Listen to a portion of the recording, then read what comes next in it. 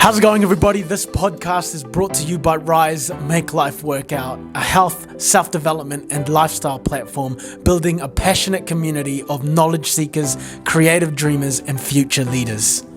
For details on the latest RYYZN event that will feature expert speakers in the field of self-development and growth, check out www.ryz-workout.com. That's www.ryz-workout.com. Enjoy the show.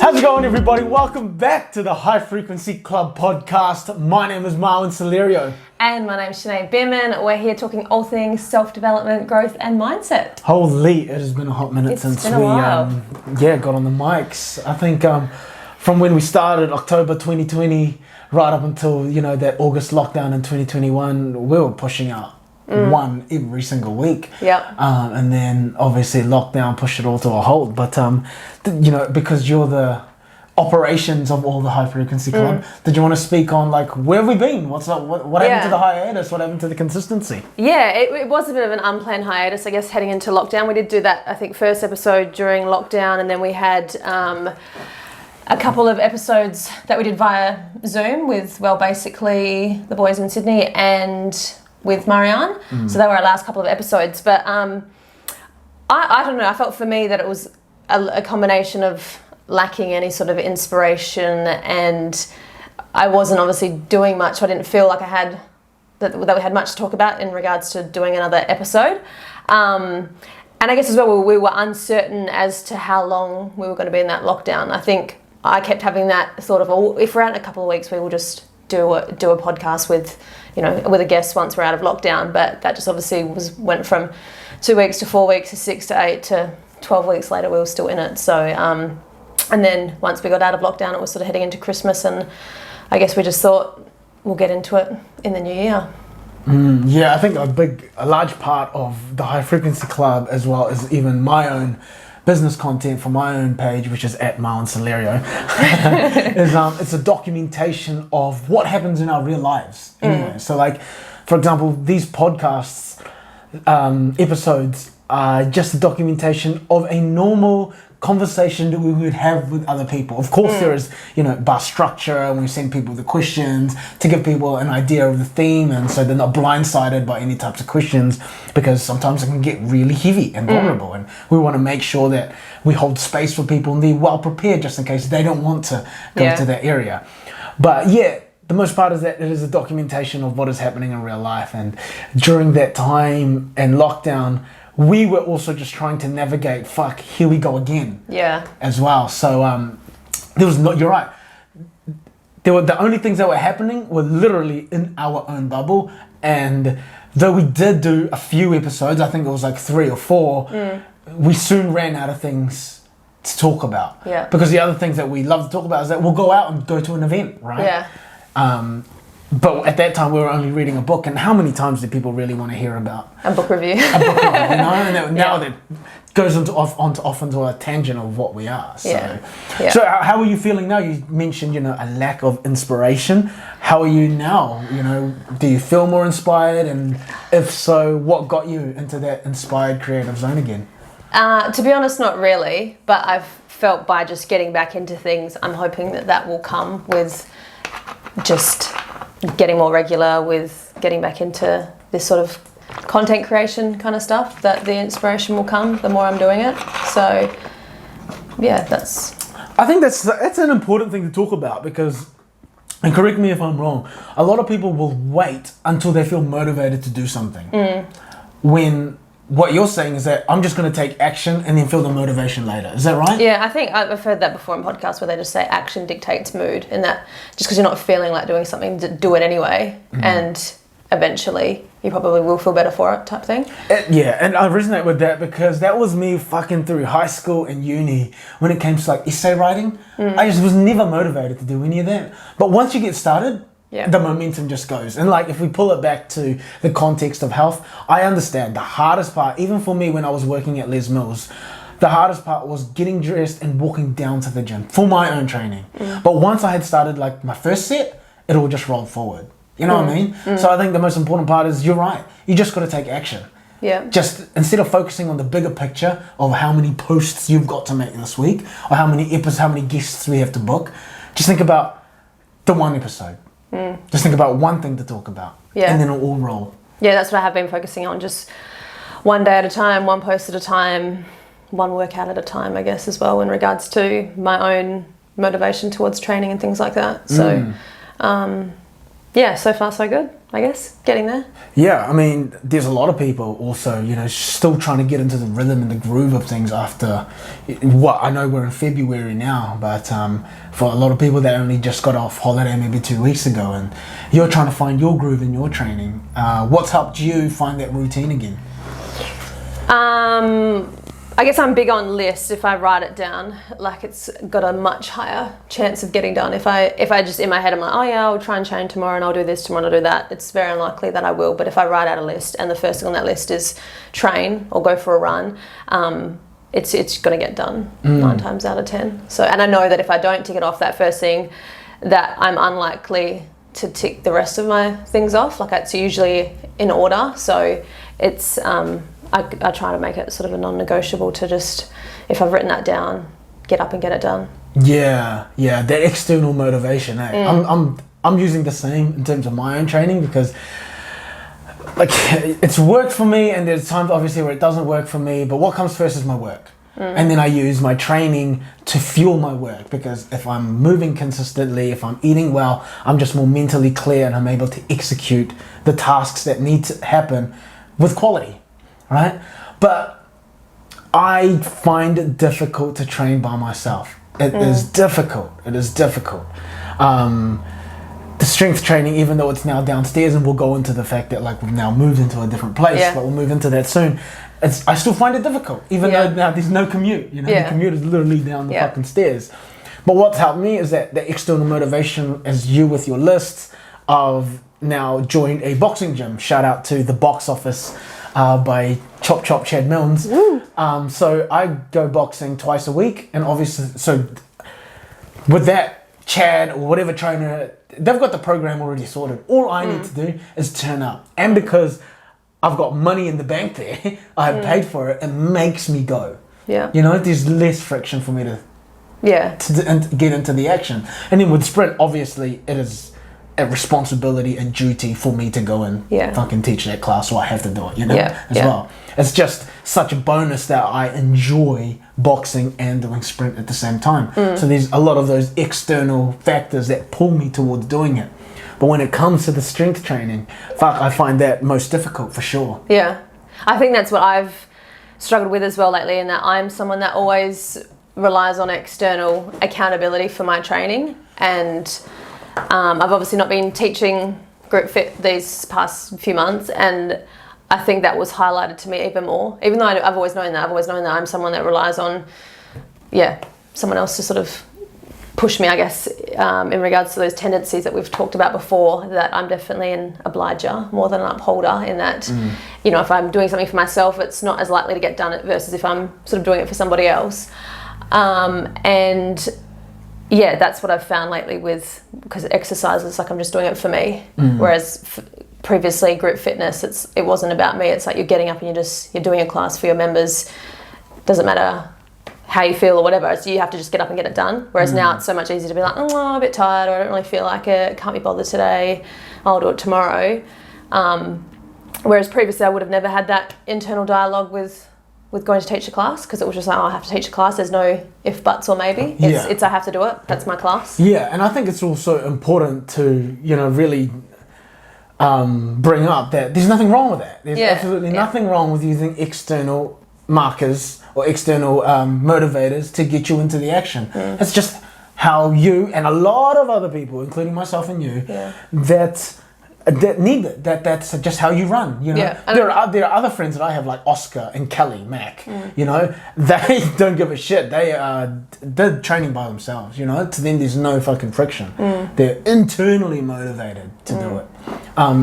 It's just a balance of how much external motivation versus internal motivation do you need, you know. And it's important not to judge yourself, whichever one that you are. And sometimes the scales will tip to one side depending on where you're at in your journey. But the main thing is to work towards your what is natural for you right now. Don't work against it. Don't, like for me, I'm not going to go force myself to go do all my trainings by myself now, because I think it's going to make me a harder person. It's not. I'm trying to make it as easy as possible, because training in itself is already hard. And so you touched on how obviously now we have a gym at home because we moved house. When was that? December? Right before Christmas. Yeah, so I guess we gotta give it a little bit of context in order to give the bigger story on the why we've done this. So I've been personal training at Les Mills Bryn Mawr for the past 6 years. When I graduated out of PT school, I was like top of the class, right? And I was like, yeah, cool, this is mean. I've got so much self-confidence, I can't wait to enter the industry. And then I went to Les Mills Bryn Mawr, and then there were like 30 trainers, and they were all booked out. And I was like, holy shit, I'm a small fish in a big pond now. You know, these big shoes to fill. The standards of the personal trainers at Les Mills Bryn Mawr was just so fucking high. They were all booked out. And whenever I observed them training, I was like, yo, I want to be like these guys. And over the past 6 years, I went on a journey of trying to figure out who I am as a trainer and also elevate my standards so I was comparable to these other trainers, you know? There were times where I lost myself in that journey. There were times where, and eventually I ended up finding the type of people I wanted to help, the type of trainer I wanted to be, and the type of contribution I wanted to make in the health and fitness industry. And Kevin Hart said this in his documentary, which I resonated with so much. Life is like a game, and with every level comes new problems that you have to solve. And then once you've solved all those problems, you look for the next level. And me leaving Les Mills Bryn Mawr after 6 years is me going to that next level. So it's me leaving, it's got nothing to do with Les Mills.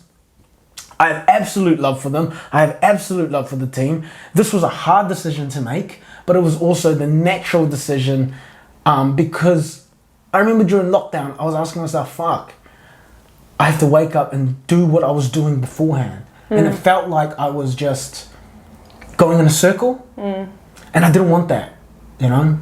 My personality is not in that. And this wasn't a decision that was like, I had it planned 6 years ago. I actually said I never wanted to own my own studio or my own gym. Yeah. You know, But just given your circumstances and I think and how things have developed. With lockdown and like you said, that period over lockdown of once you started accumulating your own equipment, it kind of was like, oh, I'm training myself at home now. I could probably be training clients and not having to worry about that commute and all those other things. So that's the other thing too. I remember during lockdown, we were just running. Yeah. And then you can only fucking run for so long, and then I ended up especially if you're not a runner. So yeah, I ended up just like telling myself I'll run every second day to running once every 4 days to then running once a week, and then I was just like fuck it, straining your calf. Yeah, and then getting injured because I overloaded, and I was like fuck it. So you know, we were like, oh, let's just buy a couple kettlebells, start off a kettlebell, and then I started looking for more equipment. It became a low-key addiction. I was on Marketplace all the time looking for the best deal. Next thing, we got a squat rack and a barbell. And the people that we were living with at the time, bless them, great people, they just didn't live the lifestyle that we wanted, right? Or that we aligned to. And, you know, there were a couple of times where I asked if I could train clients out of the garage. And again, no bad blood. They just wanted their privacy and they didn't want random people coming over. Fair enough. Fair enough. Yeah. So we both knew that in order for us to grow this, you know, potential studio that we had at the time was to move out. Yeah, it's just a matter of timing, and then obviously my best mate Richie Gribb, who's a PT at Health and Sports, was also looking to create something, so we partnered up and created RYYZN Studios, which is the personal training studio under the big banner of RYYZN. So we're here now, here at Remuera, Auckland. We've got a fully fledged studio. We've spent thousands of dollars on equipment downstairs. There's flooring, there's 2 power racks, there's cables, sets of dumbbells. The only thing I think I'd need now is an assault bike, but that can wait. Yeah. That can wait. We're in the process now of... Add as you go. Build as you go. Yeah, build as you go, and also, just creating the systems that we were unknowingly taking for granted when I was a contractor at Les Mills. Yeah. You know, there's so much things that go on behind the closed doors that the staff do for us that we don't know about. Yeah. You know, but this is exactly what I asked for. You know, I resigned from the Les Mills team because I wanted full ownership. I wanted that responsibility. I wanted to challenge myself, and I'm getting it. And it feels like there's not enough time in the day, but I made my bed, I lie in it, and it's just a matter of creating the systems internally in that business and internally for my own personal and work balance, work-life balance. And do you find that that's probably been the biggest challenge for you thus far, or are there other things that you've not sort of thought of that are cropping up? To be honest, the biggest challenges at the moment is trying to make sure that I put my all in on the business, and also to continue to take care of myself and do the things outside of business that I really, really enjoy, like training. My own me time, date nights. You know, that's important.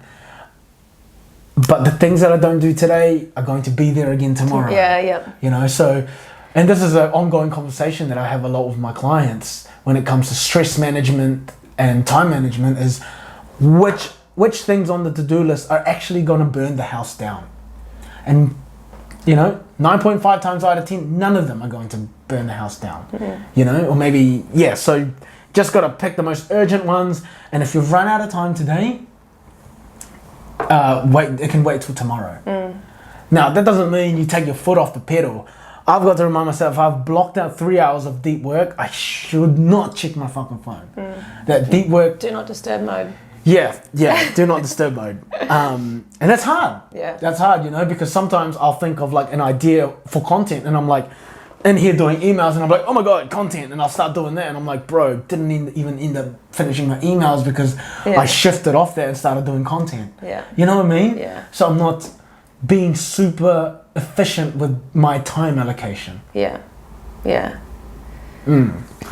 what do you feel so far has been probably one of the biggest highlights of working from home, or having that, having this just going back to what I said about having this extremely powerful sense of ownership. Like, this is mine. I've got, like, me and Richie are 50-50 on the business, but it's mine. You know, I can feel that, like, I am fully responsible for its failures, for its successes, for everything that goes in and around it. If I wanted to grow, it's up to me. Where it came to Les Mills, like, Les Mills is a fucking machine.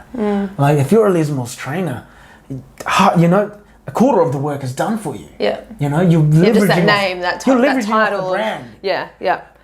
Plus, like, obviously the location of Britomart is right, you know. And, you know, top-end gyms and facilities and all of that. 100%. 100%. It's all there for that person. So now, for me to jump ship and leave all of that at the table, was a big decision. But, again, it is what is naturally next for me. It would kill me to wake up doing the same thing as I did over the past... Well, like you said, reached the roof. Still be, you know, another 6 years could go by and you're still doing the same thing. You wouldn't have necessarily progressed, I guess, as a PT, having stayed at the same gym for that long. So I think, this is the natural next progression for you to sort of, push yourself a little bit more and find that. And what I'm super, super excited about as well, just off the back of your question, is that, like, I can film, I can create more content in that space now. Because you just can't do that at Les Mills, because obviously people want their privacy. Fair enough. Fair enough. So, like, the only time you could actually really film is off peak, but, like, When is that? Yeah. When is that? When even at off-peak times and it's not busy, there's still, you know, you're battling the music. Yeah. You can't turn that off, you know? Yeah. So I've got more control now. Yeah. More content, in other words. Yeah, more content, exactly. I feel that something that also would have probably helped boost your confidence to be like, yep, I can do this, I can go out on my own, was that last year you were obviously nominated for PT of the Year through Exercise New Zealand. Yeah. So I received my 5th PT of the Year nomination. I've had 4 with Les Mills, and then obviously this one with Exercise NZ, which I'm super, super grateful for. But here's the fucking story. First off, I am a big advocate for celebrating your success, no matter how big or small, right? And when the Exercise NZ entries were open, I waited 2 weeks.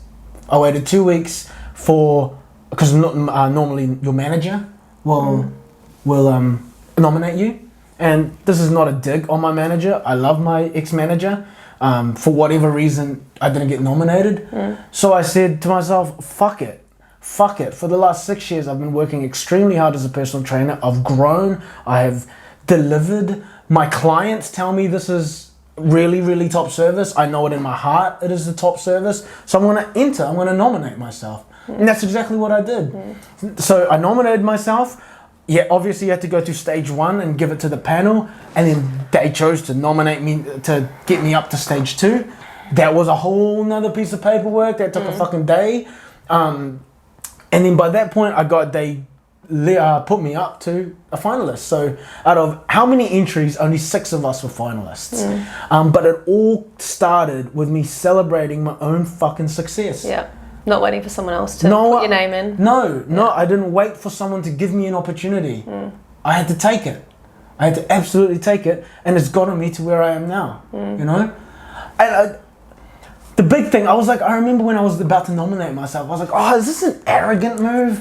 Like, who do you think you are, you know? But then I was like, you can't be telling your fucking clients to celebrate their successes, no matter how big or small, if you can't do it for yourself. Like, take your own fucking advice, Marwin. And I got it. I got to I almost got to the finish line. I almost got there, you know? Yeah. So unfortunately, I didn't win. Shout out to Nadine from up north, who ended up winning Personal Trainer of the Year. But it's all good. It's all good because, one, I'm extremely confident in who I am and the value I bring. My clients' testimonials and our conversations all back that up as well. I think still to make top 6 is still that's a pretty huge achievement given all the PTs that there would be throughout the country. To be able to say the top 6 PTs in New Zealand is still, I think, a huge achievement. Yeah. And like you said, it can. I mean, obviously, you know now, once everyone gets the feedback afterwards, you kind of know now those specifics that they might have been looking for.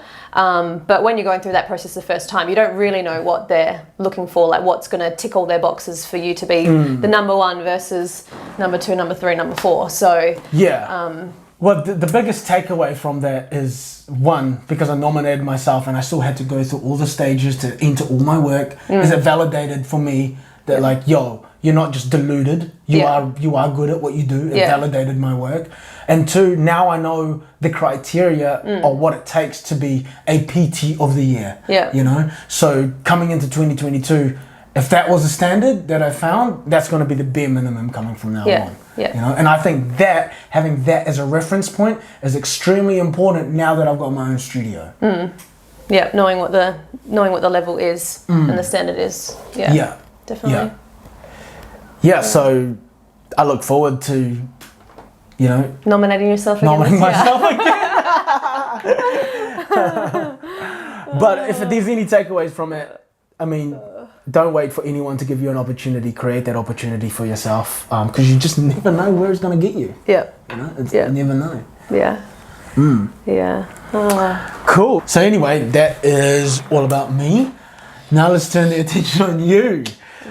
So you finished up on Physio, right? did you want to really dive deep into why you did that after how many years of, you know, working in the industry? 5-6 years. Yeah, so what's the haps? Yeah, so I guess most of my closest friends know that I finished up physio last year, and that was a bit before that lockdown. I haven't been super vocal about it, and that's mainly just because I've been in a bit of a limbo of not really knowing what's next and things. So it's hard to sort of, I guess, tell people like, yeah, I've quit my job and don't know what I'm doing now. So that's why I guess I've kept it to myself. But yeah, I guess after 5-6 years working in private practice for physio, I just the passion really wasn't there anymore. I think I'd got into physio initially to help people with their health, educate them on their health, and instill that resilience and self-management in them. And yet over the years I found the opposite, that patients were just becoming more reliant on me. And so if the clients became reliant on you, as you say they were, what does that mean? So like you would treat them and then they would be, you know, no longer injured and they keep coming back to you? Yeah. So basically like treating people and being like, cool, you're all good, keep doing exercises, keep doing your stretches, whatever, you'll be fine.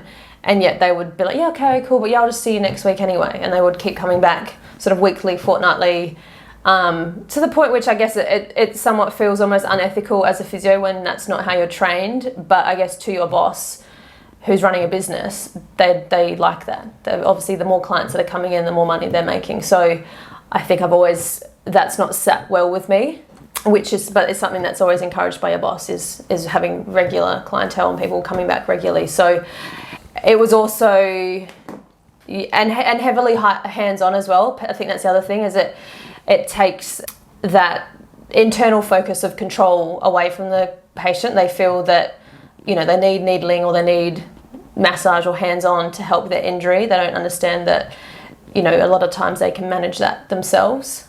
And obviously for me to have stepped away from that and no longer done hands-on, it would have been quite hard for me to do that in the clinic that I was in, given that our clinic was very pro hands-on, pro manual therapy, and that's what we were quite well known for. So it would have been quite difficult for me as a clinician to all of a sudden say, oh no, I'm not going to do needles and massage and hands-on anymore, and I'm just going to educate you. So that's why in the end I was like, no, I think I need to step away. And I think after a conversation with one of our gym managers, he said it sounds like you've always been trying to fit yourself into a box when maybe you just need to create your own box. And I think, like you, I'd never ever thought of going out and doing my own thing or being self-employed or owning your own business or anything like that. But I guess over the years I have thought, well, actually it's hard to sort of do your own thing and do what you feel is best when you are under someone else that says, no, this is how we do things and this is what you've got to do and this is what people are expecting from you and this is what they want.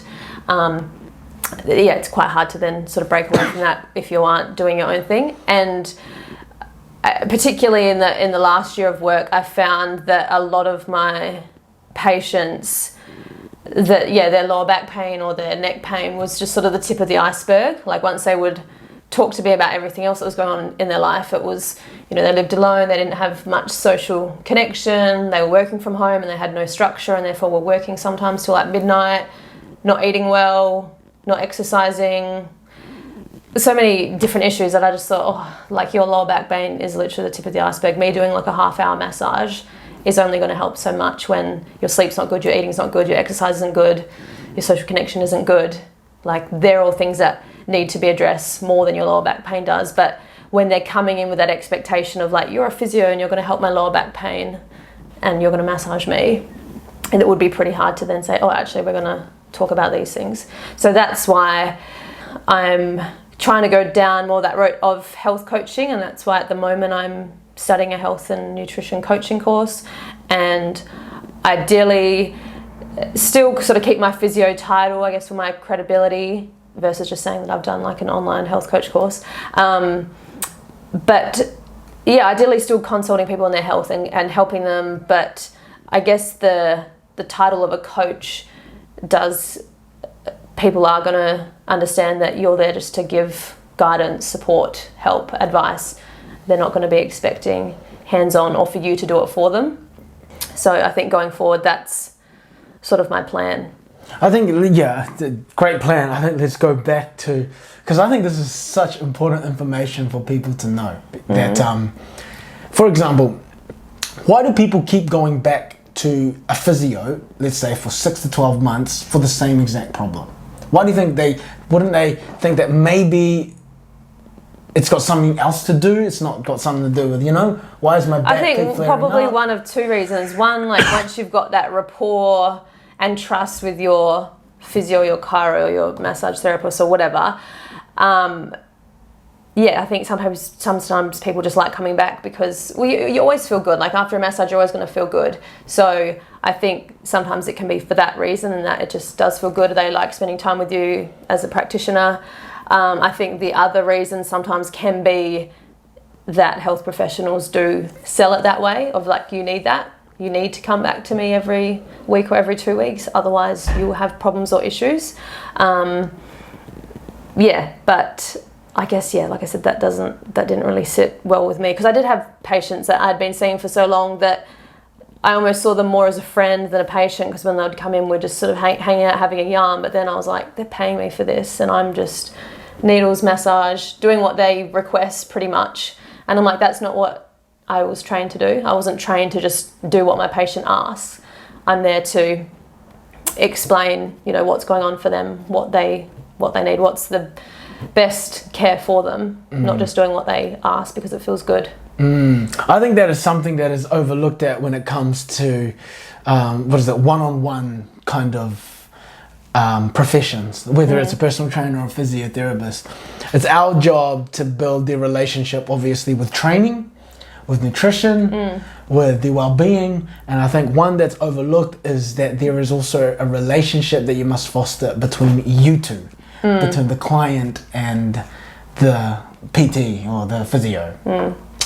And I think that plays a huge part, because you're right, even though they're fixed, quote unquote, if you can't see my hands, even though they're fixed, wrong choice of words, what would you say?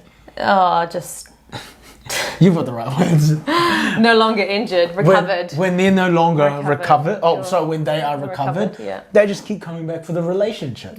And for the short-term stimulus of the massage. And also that, I think, maybe lack of trust that they have still of that body part of like, if I stop getting massage on my shoulder, my pain might come back and blah, blah, blah. Which, like I said, sometimes I'd reflect and I'm like, maybe then that's me, my poor communication. But then I'm like, I've educated people that like, you're all good now. You don't need to keep coming back. And they still be like, yep, cool, see you next week. And I'm like, are you not listening to anything I'm saying? Like, so. It's a double-edged sword, isn't it? Because it's good for business. Exactly, But also integral-wise for your integrity. I just it doesn't sit well with me, and I guess it was just getting harder and harder to get up for work each day. So that's when and I guess when I reflect back to before I moved to New Zealand, like I was already having these feelings and thoughts at my previous clinic, even though I definitely probably enjoyed working at my previous clinic back home a lot more. But so that was after maybe 3 years of working there that I sort of started to have those feelings of, people always regularly coming back, and as well, because they're always getting hands-on, I think they naturally will put more focus on that. So therefore, when you're giving them exercises, they don't see that as important as the hands-on you're doing, because the hands-on is what makes them feel better. Therefore, that's what they put most value on. And so I was already feeling that, and part of me did think, maybe if I work at a different clinic, and that might change my view. I might have a different clientele, and I definitely found that with working at the clinic I was working at here, we obviously had a lot more of an active clientele. But I think in New Zealand, the physio profession definitely isn't as highly valued as it is in Oz, and I think that is due to ACC here, because a lot of clinics here offer free physio because ACC cover it, and therefore people don't, I guess, have as much value in physio because it's free. And they rock up just saying, I want a massage, like, and it's like, I'm not a masseuse, like that's not what I spent 4 years at uni. There's not as much prestige. So definitely not as much of a valued profession here, and I think I just, getting told, even though you would explain to patients, this is probably what's best for you, I was like, cool, I still just want a massage. It's so true, and I think it's also because like the massage and the dry needling gives like an instant sensation. Yeah. We're doing exercises outside of your sessions, they're, you've got to accumulate. They take long term. You're not going to really feel a huge difference in doing your exercises overnight. Yeah, definitely. So, and that just plays against the human brain of instant gratification. Yeah, 100%. Yeah, you know that like the needling, the massage, that frees up my neck. It feels heaps better. And so as soon as obviously it starts to get tight again you're going to think, oh, I need another session of needling and massage. You're not going to think, oh wait, I actually haven't been doing those exercises or stretches or changing up my position throughout the day. That's why it's changing my lifestyle, which is why it's getting tight again. So that's my going forward. I think I did reflect for a while, thinking like, well, if not physio, then what? Like, what else would I do? Because part of me I thought like that's what I've always wanted to do, and I can't see myself doing anything else. But at the same time, I was like, I can't keep doing this. So, and that's when I thought, had to write out a list of like, well, what is it that you're not liking about physio, but what is it that you still do thoroughly enjoy about your profession and why you got into it? And it was that being able to share knowledge and understanding of the body, how it works, why we get certain sensations and symptoms, listening to your body, what that all kind of means, and how to manage things yourself and become a bit more reliant on yourself and your intuition and things like that. And that's when I thought, well, I can still be doing all of that, but it was sort of trying to still do that, but detach away from people just seeing me as a masseuse or hands-on. And that's when I had a few different friends say, oh, what about this? What about that? Have you looked into this? And health coaching was one of those. So that's why because it sounds like you're going to have to do a whole big, culture change in how people see physios. Yeah. Or just how that, well, I guess that's what I mean. I guess I would be seen more as a health coach, and people would understand that I'm not there to give you hands-on. I'm not there to like, quote unquote, fix your problems. That I'm there to help guide you and educate you and help you work that out sort of for yourself, but just be there to help along the way. And I think that's why you're the perfect host for Rise Optimize, because you have, those values and integrity that you want to make people self-reliant on them, on themselves. Make them find out what sort of works for them and not be too reliant on external things and that quick fix or the magic pill. Yeah. So when will you be finishing your course? It's relatively self-directed up until now. There's a couple of the modules that require sort of compulsory lectures and stuff. So based on that, it won't be until June. And I think that's why some days I procrastinate, because it's exciting but scary of what that will look like once it's done in June. Because then it is like you're your own,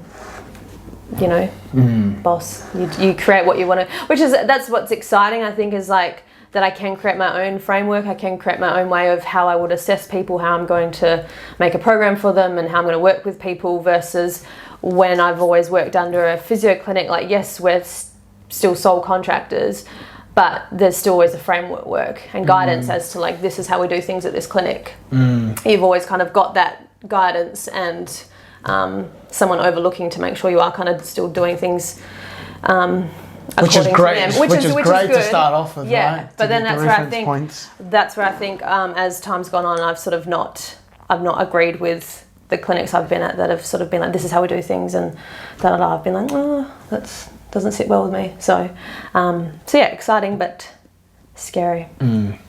Yeah. Awesome. Fun times, man. Fun times. Yeah. We'll look out for June. Obviously, Shenae will be looking for some clientele and build her community. Yeah. Will you be creating a separate Instagram, do you think? Or is this early days? I've been thinking about it, yeah. I do, especially even now on my personal page. I know I have been sharing, different things that I see on Instagram and sort of myth debunking here and there. But so I have been thinking maybe I should create a separate page for that, but then I find I probably just will never use my personal account, because I barely use it as is. In regards to posting, I'm not that often, so I do feel, maybe I should. I think you could make some memes, Yeah. Based on your knowledge and your wit. Yeah. And make some memes out of it. I think if I was to create a page, it would be sort of, how to think critically about your health. Like, try and make things a bit clearer and black and white. Not that everything is black and white. Obviously, in regards to health, there is so much nuance and grey area, and that's why it is so tricky. But just sort of, you know, getting people to think, you know, because the basic things to me, I'm like, how can you think that taking immune-1 supplements is good for you, but you're eating crap? Like, you know, that to me, that's like, you're not thinking pretty common sensely. Like, if I have a good diet, I probably won't need to supplement X, Y, Z, or like taking all these supplements because I'm always tired, but I'm only averaging 5 hours sleep a night. Like, okay, how about addressing your sleep first, and then if you're still tired, then maybe look at those down the track. So I think that's what my focus would be like, come on, bit of common sense when thinking about your health. Yeah, our attention is just pulled into so much consumerism. And by so much marketing, we're stimulated by these new things coming up. Remember that, like, you follow the money. Then people are always going to try and sell you something. So, like, they're going to say that it's what's best for you. And me as a fitness influencer, this is what I use, and it's the best thing, and that's why I'm so fit, or why I'm so this, and hence people are going to be like, oh, I want what she's got then. I'm going to buy that too. So, you're going to bring the basics back. Yeah. Make the basics sexy again. Yeah. Awesome. Obviously, most people know already, but we've put on another show under the Rise Media banner. We've got High Frequency Club, and recently we've added your own podcast, Rise Optimize. Yeah. Did you want to briefly talk on that, just in case someone's hearing this for the first time and they're like, oh, what is that? Yeah. So I guess we started Rise Optimize. This was sometime last year, just before the lockdown. Basically, we wanted to create a channel that cuts through a bit of the noise and simplifies the science, because we find that there is so much noise in regards to what's the best diet, what's the best gym program, the best this, the best that, and to look into that research and literature yourself if you don't have a science background, I guess, and aren't well equipped to go through that, it can be quite overwhelming and can be quite hard to the point that you think, screw it, I'm just going to keep doing what I'm doing. So we thought it'd be cool to have a channel where we do have different experts on from different fields to be able to sort of cut through the noise, go through the science and simplify it in a way that gives you tips and practical ways that you can, I guess, optimize your health, whether that be physical health, mental health, different aspects. So yeah, we kicked that off last year, and a lot of it was, I guess, more focused on physical health. We did quite a few episodes with our friend Dr. Shah. So this year we're definitely going to have more of a focus on covering optimizing your health on all different aspects of that. So yeah, well, people are fucking busy. People are busy. Like, unless you're, in the science field, who's got time to read papers? Check the citations and where they got that from. Like, no. And even sciencey, like Huberman Lab is a popular neuroscience one, but some of his episodes are like 2 to 3 hours. So like you said, people might not have that time to listen to a 3-hour thing on one particular topic. So I guess that's the other focus of Rise Optimize, is to try and be a bit bite-sized with, our episodes being, 15, 30 minutes to just sort of cover that one topic quite in depth. But so, cool, I should either focus on X or Y or whatever and why. Yeah, and the challenge for that, especially for you, right, and we've butted heads a few times, is like, you can't make science simple. You can make it as simple as possible, but you also don't want to go too shallow on it, right? Yeah, so definitely finding that balance that we cover it well enough, and sort of try and keep to that time frame that it doesn't turn into a 1 or 2 hour episode. So what's the game plan? What's since you're pretty much head of media, what's the game plan? That's a lot of output. Yeah, so I guess, and that's why I think last year during the lockdown we did seem to focus a little bit more on Rise Optimize, and so that's why this year I think, to keep the focus equal on both, that we're going to be dropping an episode every fortnight for High Frequency and Rise Optimize, so somewhat alternating week to week. I think that way we can sort of keep up with content for both channels, and that I should be able to keep up with with the editing and the posting and the booking in of guests and stuff. So that's the plan, to keep it consistent, regular, and Yeah, still because of good quality. that's been the key to our success. It's the consistency and just a relentless amount of output. But we've got to make sure that even though we are having that amount of output, that we're creating even better quality. What's the game plan for ensuring that the quality is, growing?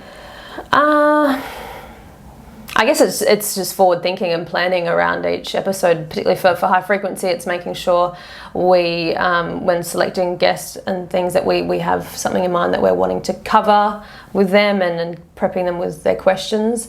And then same with Rise Optimizers, making sure whatever expert we're having on about a particular topic, again, that we're going to cover that topic well and in depth, and again share resources that if people want to then go into that research themselves, that we've given them access to that. Yeah, and I think also for us it's a matter of always giving each other constructive feedback on how we can better host people and the episode, because I find the better we can hold space for people, the more flow the conversation can get, and also the more in depth we can actually really get into a topic. So I think as hosts there's also space for us to level up, which I'm excited for. Yeah, which is always going to come with practice. So by doing practice and feedback. Yeah. Practice. But I mean, like, once you've been given the feedback, obviously to implement that is going to come through regularity. So better and better every episode, hopefully. Awesome, cool. Yeah. So that pretty much kicks off our first ever episode. Yeah. Right? That's all we've got to talk about? Yeah. It's all good. Yep. Sweet. Awesome. This is where I say make sure you're following along at the High Frequency Club, and subscribe at YouTube, and hopefully you're listening along on Spotify or Apple Podcasts. Grateful to have you guys all back. We are grateful to be back. Can't wait to connect with all of you soon. Peace.